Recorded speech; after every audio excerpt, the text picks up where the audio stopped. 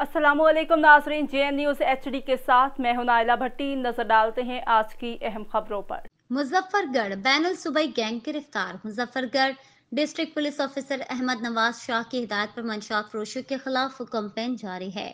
SDPO सदर circle Rizwan Khan की सरबराही में कुरैशी पुलिस ने बैनुल सूबाई गैंग गिरफ्तार कर लिया। मजीद हमारे साथ लाइन पर मौजूद हैं हमारे नुमाइंदा मोहम्मद वक्कास अख्तर बलोच, इनसे बात करते हैं।